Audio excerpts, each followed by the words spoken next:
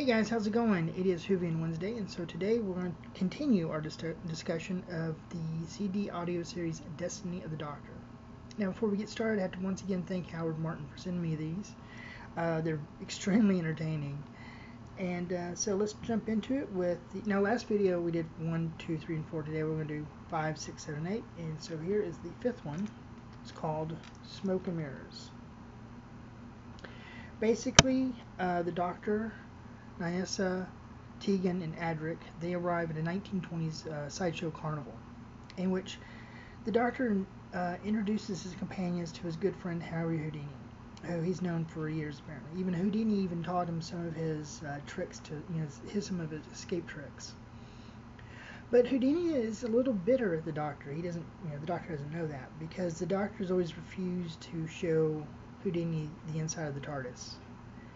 And Harry Houdini was one of those personalities that he must know everything. He must know every trick, every deal, and stuff like that. So it kind of leaves a sour note, and it does advance the story.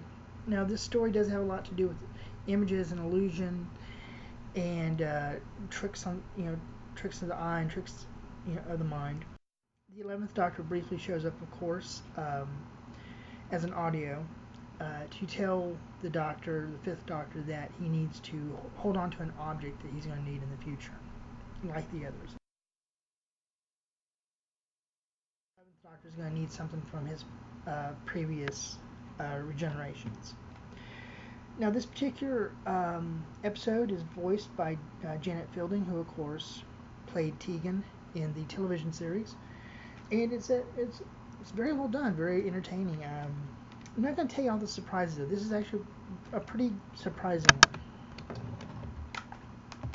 Now, the sixth episode in the series is called Trouble in Paradise, and there you see the Doctor and Perry on the cover. Basically, the sixth Doctor and Perry are told by the 11th Doctor to look for this time object. Now, the Doctor's really excited about to find it because supposedly it's one of the most rarest time objects in the world, or in the universe. So, of course, the TARDIS locks onto one and they materialize on the Santa Maria, in the cargo hold of the Santa Maria in 1492. They're just on the way, Columbus is fixing to reach the New World. So, we get to meet Columbus, who is played as this really arrogant ass, basically. He thinks he knows everything, he thinks he knows what's going on. He calls the Doctor and Perry natives because he thinks they're Native Americans.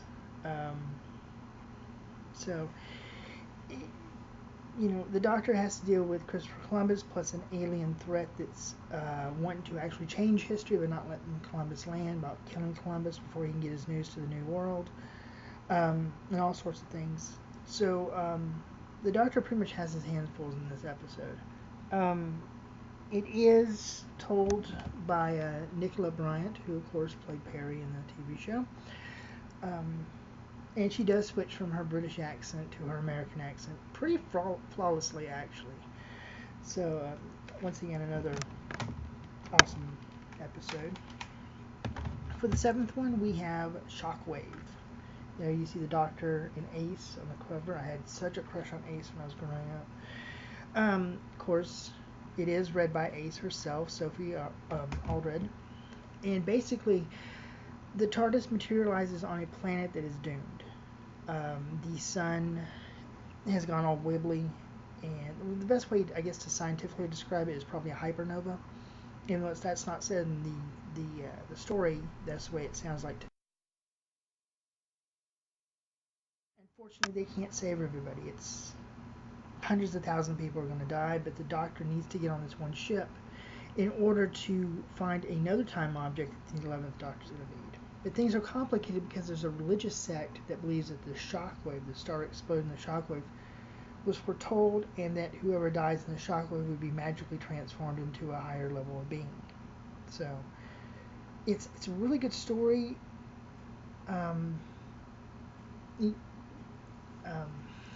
What was I going to say?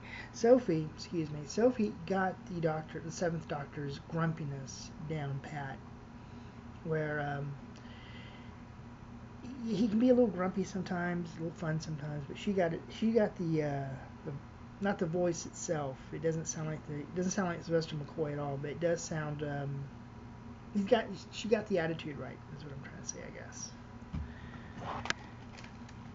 Now the eighth one is a bit of a treat for me, actually. It's called Enemy Lines. There you got the Eighth Doctor and Charlie, a new companion, because I've never actually heard any of the Eighth Doctor's adventures on CD. So this is the first time I'm meeting Charlie, and it is narrated by India Fisher, who plays Charlie in the Big Finish audio series. And so this is my first time, it's my first time to hear the Eighth Doctor's adventure on audio. Of course, I saw the 1996 TV movie, and I saw the mini episode Night of the Doctor. So this is the first time or the third time I get to hear an Eighth Doctor story, and really the first time we see some of his personality. Because the first time, the 1996 movie, he was still kind of iffy because of his regeneration. Night of the Doctor was too short of a minister. In this one, we get that he's kind of grumpy, he's kind of impatient. Doesn't get a lot of things right sometimes, but you won't be able to tell him that. Now, basically, they land in 1935 Great Britain, and they have to find a person, and the only clue they've got from the 11th Doctor is that it involves the William Tell Overture. To complicate matters more, events happen that put Doctor and the Charlie as suspects in a murder. So you're having to find this person, there's the enemy aliens, and now the police are after them for murder. So you can kind of guess how chaotic that can be. But overall, it's a fantastic story. Even though First Doctor's Destiny of the Doctor, but hey, why not?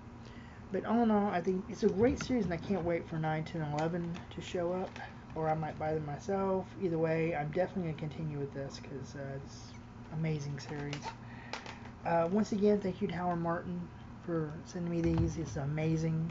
Yeah. All right, well, that's about it for today for Who Win Wednesday, and I'll see you guys later on. Bye.